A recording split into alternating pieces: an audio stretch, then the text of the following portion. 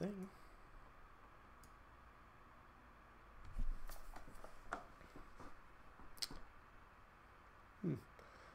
Hello.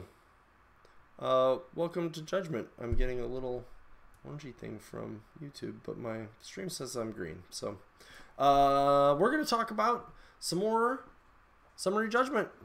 I said if you watch my last episode on Bastion that I was going to try to power through some Wave 1 before we get to Wave 2. Nothing like some procrastination from me. And I'm not going in any particular order other than the order I enjoy the most. So there you go. So today I'm going to talk about a special one indeed, and that is Zaron Bogdan. He is human necromancer. He is classified as a soul gazer, and we're going to go right to his soul harvest ability, which is a 6. All soul gazers up to present have a soul harvest value of 6. And before we continue through the rest of his rules, one thing I do want to mention that is important is that soul gazers have a special rule that allows them to harvest a soul at 4 inches rather than 2 inches. And that's actually a pretty substantial, has some pretty substantial implications. However, we'll get to that toward the end. He has, Zaron Bogdan has a move stat of 4, an agility of 4. He has no resilience. He has a melee of 5 and a magic of 7. He has 2 attacks, actually. This might be... Nope, Piper had 2. He has an Eldritch Blast, which is type magic. It costs an action. It has a 6-inch range, and it does 2, 3, 4 for damage. He also has a Knife, which is a melee attack, shockingly enough. 1 action, it is a 1-inch range, and it has a damage of 1, 2, 3. He has 14 hit points at level 1. At level 2, he gains a point. At level 3, he gains a point. Alright, to his level 1 abilities. He has Explode 5. So, Explode is when the model dies. Enemy models within 3 inches take X damage, where X is the number in the parentheses. So, in this case, 5 damage. And that's true damage. It will ignore their resilience.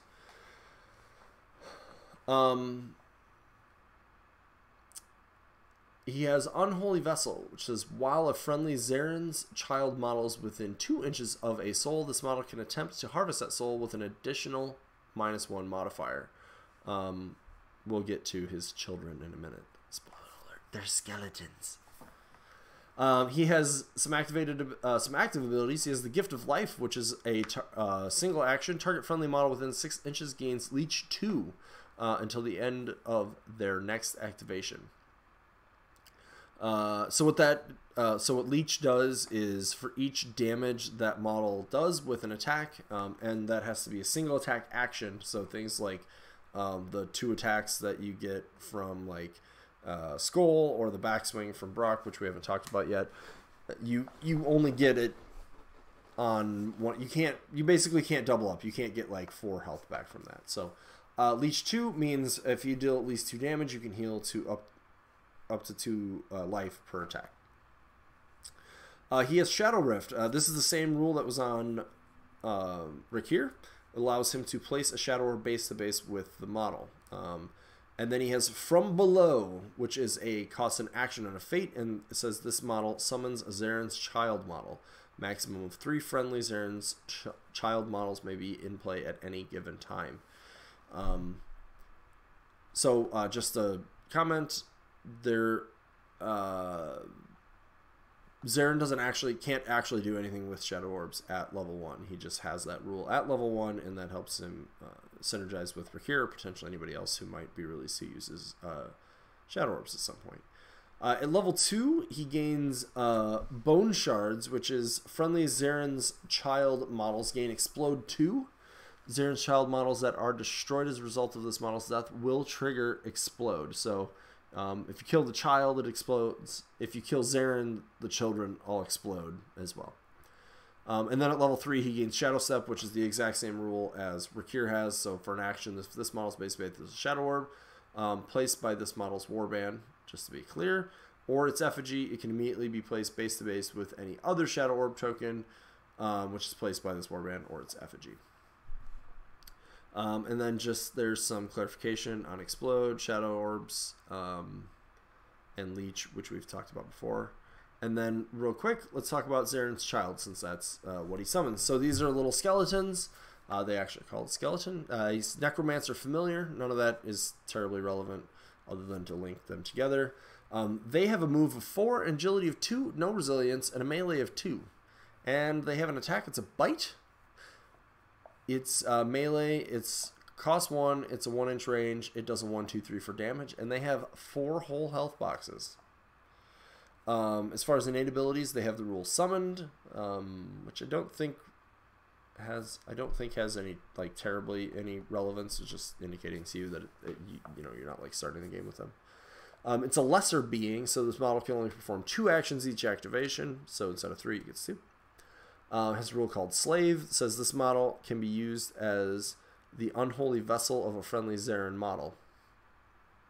Targets can be used. Target soul must be within 2 inches of this model. Another model attempts to soul harvest from it. This model does not provide the bonus. Wait.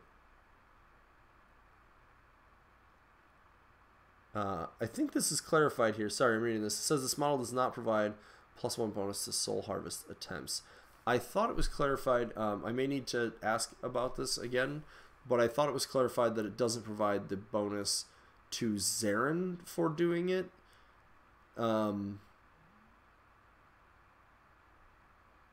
Since this is part of all that same rule, I believe that is the case. So it is a friendly model. I believe it will still benefit a different model, Soul Harvest. But Zaron doesn't get, even though he's doing it from a distance and this is a friendly model and not Zaron, he doesn't get the extra bonus for being close by. Okay. So a few things. Zaron is a really interesting.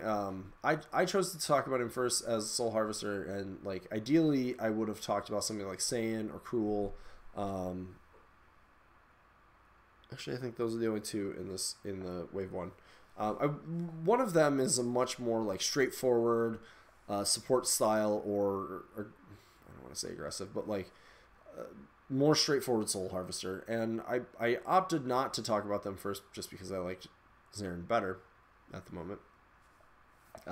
Largely because I like how he pairs up with Rakir. But he has actually quite a lot going on, and I know a lot of folks are not super high on him all the time, in the Australian folks, I should say. But I really like that there's actually a lot that he can provide to a warband. So for one thing, he actually does a surprising amount of damage if you want him to. He's bringing the Childs, and they can always charge, which means, per my understanding of the rules, they always get 3 dice, because you add the charge dice at the end of doing all of your figuring. So you're always going to get a charge with them, and they're going to chip in 1 or 2, a couple damage potentially. Additionally, those assuming you can get Zaron to level 2, now you've got skeleton models in the way that your opponent has to kill to do anything, and they're going to explode. So you're going to get an extra, whatever I said it was. I think it's 2 damage. Maybe it's 3.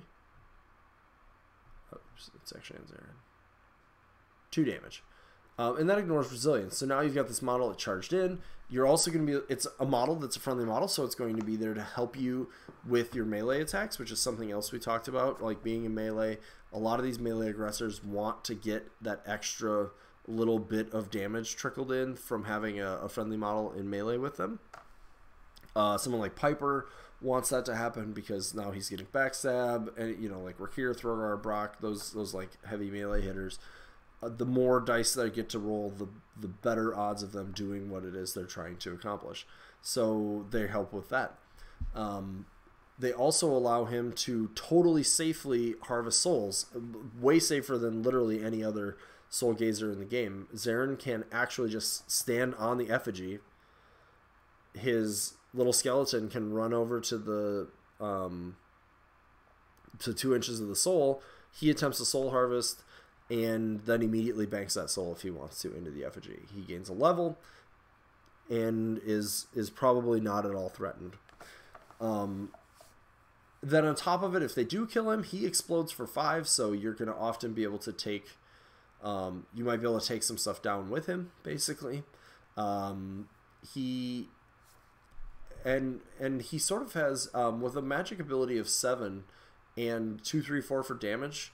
It's only a 6-inch range, which is not as good as Astariel range-wise, but damage-wise, that is the same amount of damage, pardon me, that pretty much all the other magic users have as their baseline damage. So you could theoretically give him the Ring of Power, and now he's magic 8, and being able to put down some pretty not insignificant extra damage, right? So assume, depending on where he's able to stand and so forth, to be safe, but he could every turn, if you have the Fate, spend a Fate, drop a skeleton, put 2 Eldritch Blasts into something, followed by being able to charge in a skeleton, do a little bit more damage. Now they're gonna have to kill it. Like it kind of trickles in a little bit more than you might imagine. I mean, without the extra Fate abilities and stuff to do damage, you don't want him as your primary damage dealer, but he's certainly going to be able to do more than you might imagine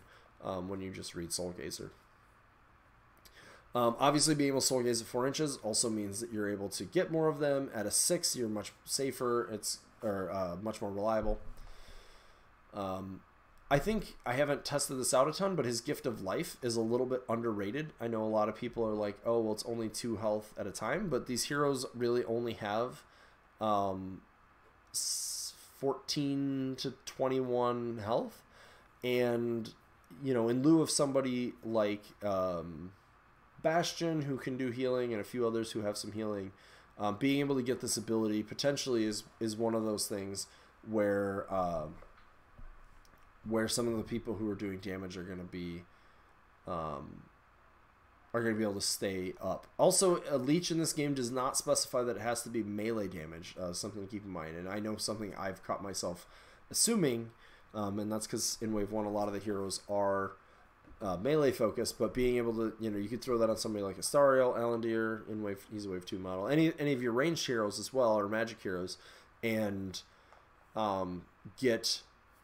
they can also get some healing back when they need it. So I think the Gift of Life is a little bit underrated from just what I'm reading. Like I said, I need to play it. Maybe it's not actually as valuable as I think it is, but definitely something to keep in mind. And you can apply it from 6 inches out, so you can do it pretty safely if you need him to stay back and not get shot in the face. The one thing with Zaron is I skipped actually before that. With the Shadow Orbs, he does have some pretty interesting positional play with Rakir, especially on a smaller map, where if they both kind of start up an individual side, they're able to drop that Shadow Orb into a very important place on the map, potentially, and that's going to give Rakir the ability to really be able to get kind of anywhere he's going to need to be in those games, and back out of anywhere he would need to be. So that's definitely something you don't want to overlook. And then obviously as he levels to level 3, he might use that as as his way to get in and out of sticky situation. But I think largely Zaron is looking to get to level 2. That's his most important place to be. And he's in general pretty fate hungry, because I think most turns his best play is to be putting other models on the table. And in this game, keep in mind, we're talking about a 3v3 or 5v5 game. Your opponent probably only has 5 models, and even just the fact that they're going to probably have to spend attacks at different times to deal with another model than they were planning for is definitely not an insignificant factor to consider.